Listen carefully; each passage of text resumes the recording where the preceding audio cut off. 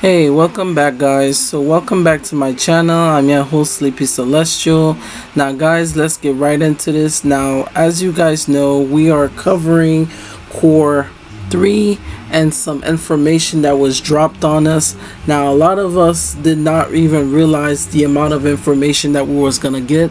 Now, I find it pretty cool that they managed to cut the segment very closely. We only had 7 minutes left till core 3 to end, but they managed to drop a bombshell of information on us. Like, for one, the history of the Quincy hierarchy, the Schutzstaffel, and the, as we call it, the Royal Guards. So without further ado, I'm gonna let Askin Naklavar take it away. Askin, here you go.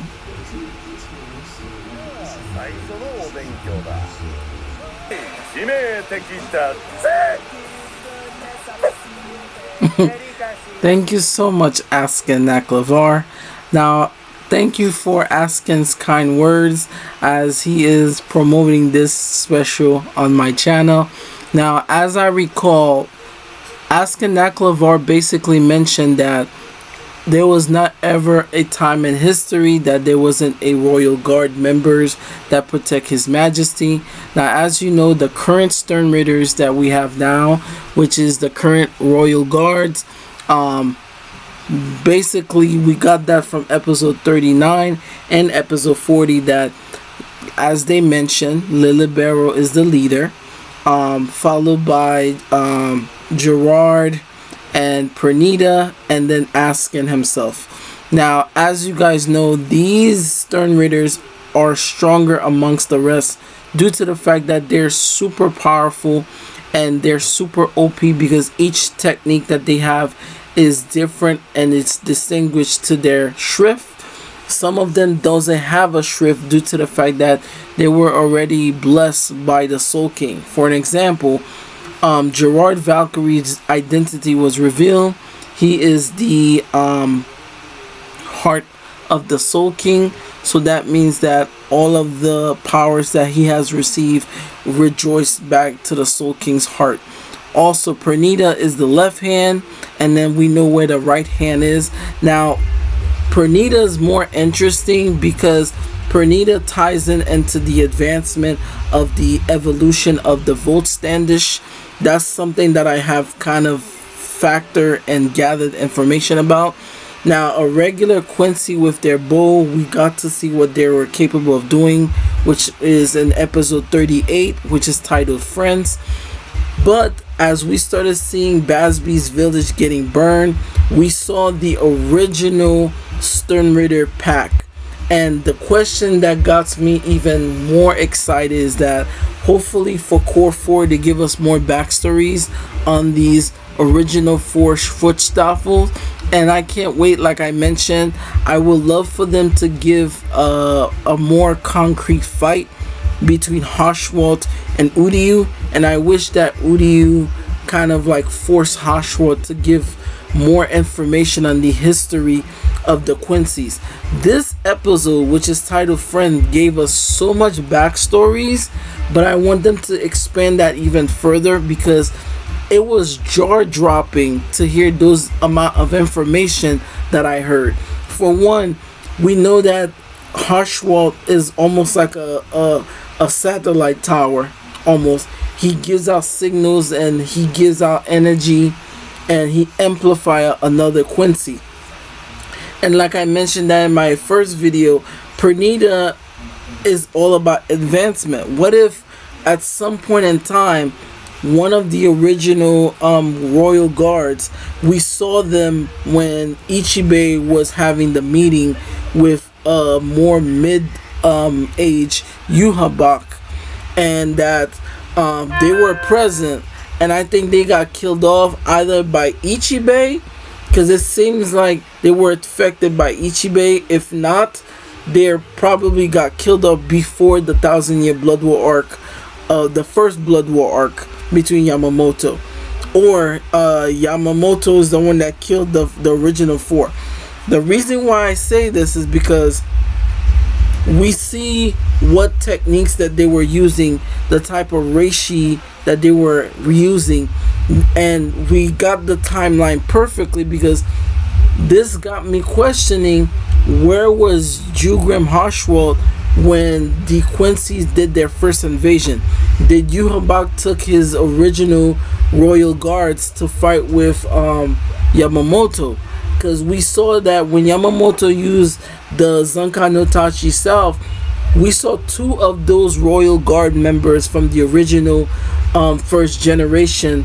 They were killed alongside the other army groups. So it's a lot of questions. So we got the names of each and every one of the original Schutzstaffel of the first generation. So Nikita Deadlock is the girl that a lot of people are now infatuated with the gun. She is very skilled, and a lot of people were saying that she has a tie-in with Pernita, which I don't think that's true. I think these four gain the first level of like regular holy bows, right? I think they have regular Quincy powers, but very unique to themselves. Over time, I felt as if, due to the fact that they only introduced the original captains, I think this is a perfect time for them to create like a side story to give us like a precursor before the 1,000 Year Blood War arc. I think that would have been great. And that the cool thing about this whole thing is that each of them have a name that kind of like identify their specialty. Johnny, Johnny, or how his name is spelled, Slidets. I guess he's like the leader of the group. That's what I'm feeling about. And Hubert Alexander, that's the one that's kind of like very cocky, and we saw that in the backstory of Friends, that he was one of the commanders until Jugrim Hoshwat basically ascended him, and their emblem are different. Also, you also have Algora Luden, Luda. I love how each of their name is very German like. I think out of the coolest names that I found was that Nikita Deslok is probably a very interesting name, and that she looks like a very serious character.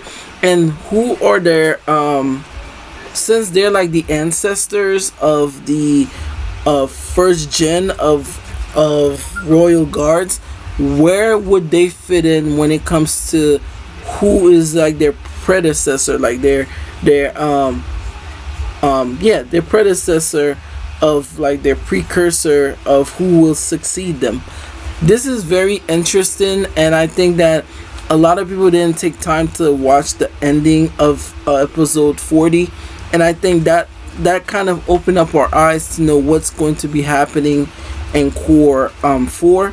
And that I wish they could give us a episode that focused relentlessly on the first 1,000 Year Blood War arc, when Yuhabak invaded the Soul Society the first time, and that how did these four original Schutzstaffel died, and how Yuhabak had to basically assemble the new version of his Schutzstaffel by kind of like going hunting, and that how did Lilibero got his first shrift, knowing very well that Pernita was probably inside of or merged with Yuhabak.